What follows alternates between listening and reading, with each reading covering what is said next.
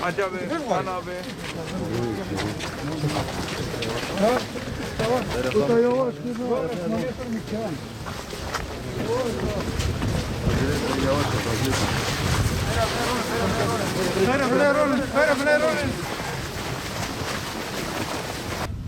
Önce Abdülaziz Aslan abimizin namazını kılacağız. Ondan sonra babasının namazını kılacağız. İki namaz kılıyoruz. Onun için öncelikle bu kadar rahatsızlık, bu kadar kar kıştan dolayı buraya kadar gelmişsiniz. Allahu Teala Celle Celaluhu hayrınızı kat kat versin. Muhterem cemaat, biz bunu kardeşimizi, aziz kardeşimizi ümmeti Muhammed sallallahu aleyhi ve sellemin ümmeti biliyoruz. Siz onu nasıl biliyorsunuz? İyi biliyoruz. Siz nasıl biliyorsunuz? İyi biliyoruz. Ümmeti Muhammed sallallahu aleyhi ve sellem Hazreti Peygamber'in inşallah kulu, inşallah ümmeti olarak Allah Resulü sallallahu aleyhi ve sellem onu kabul eder. Allahu Ekber.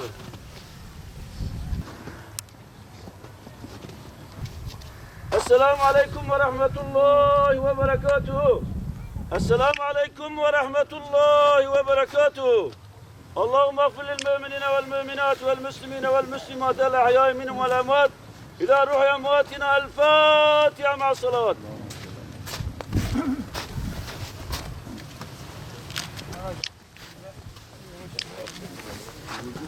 Anti sabri. Anti konca. Sabri konca. Tezebe. Hadi bir. Anti tezebe. دست رو دقت بکن دست رو دقت بکن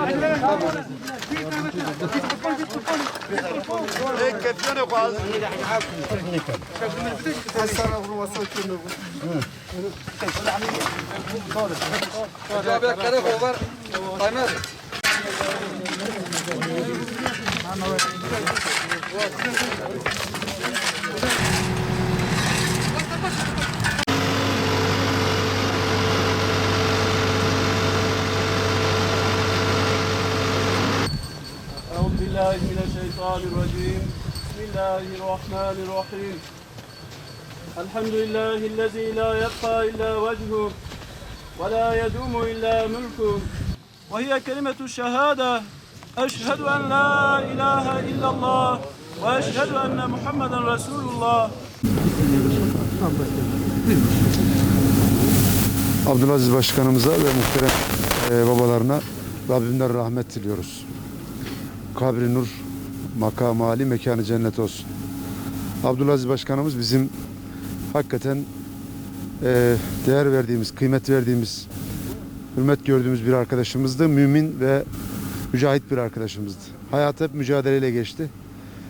Ve haksızlıkların karşısında hep dik durdu. Birçok insanın hakkını savundu. Onun için de dünyada birçok dost biriktirdi. Bugün burada dostları, arkadaşları şahitlik etmek için, Dar-ı Beka'ya yolcu ederken şehadetlerini ortaya koymak için bir araya geldiler.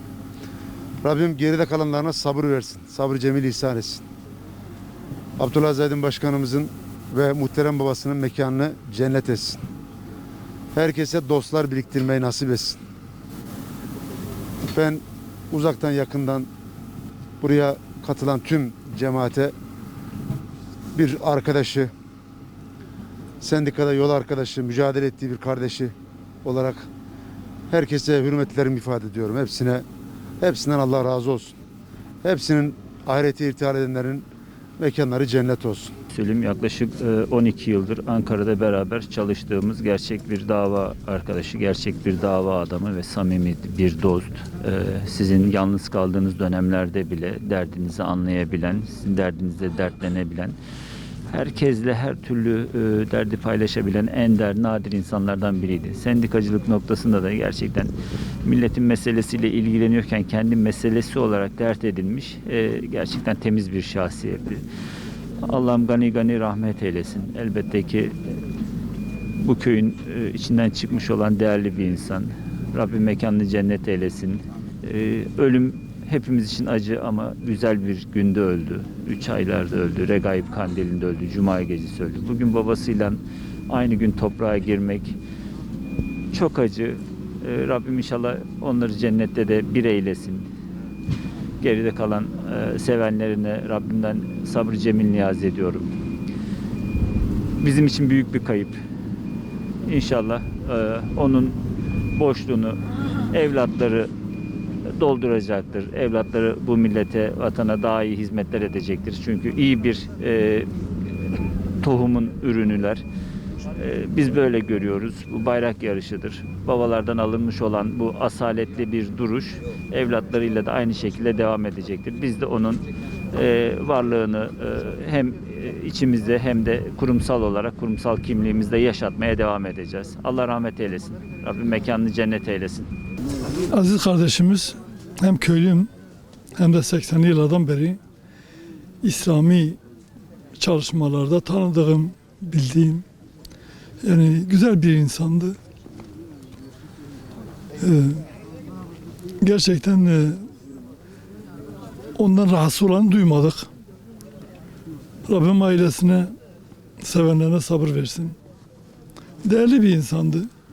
Hizmet ehliydi. İslami düşünce olarak da gerçekten güzel bir düşüncesi vardı. Muvahhitti. Rabbim tekrardan mekanını cennet etsin. Gani gani rahmet etsin.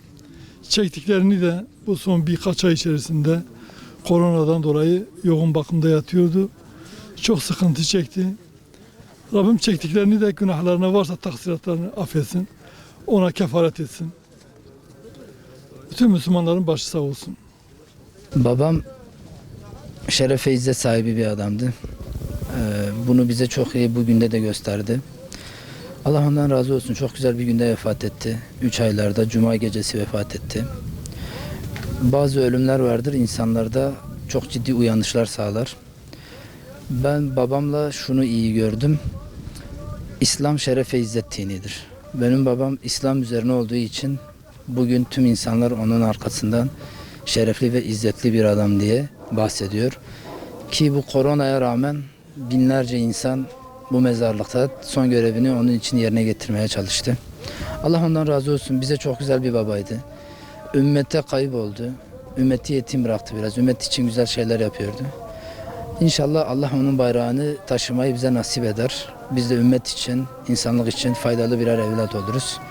Allah ondan razı olsun. Mekanı cennet olsun inşallah.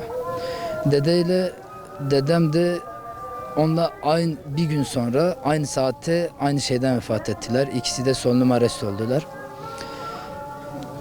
Böyle çok acı tabii ikisini beraber, ikisini de ben gömdüm. İkisini tabuta koymak böyle çok acı bir şey. Ama Allah'a hamdolsun en azından beraber güzel bir şekilde diğer tarafta karşılaşacaklarına inanıyoruz. İkisine de Allah rahmet eylesin, mekanları cennet olsun inşallah.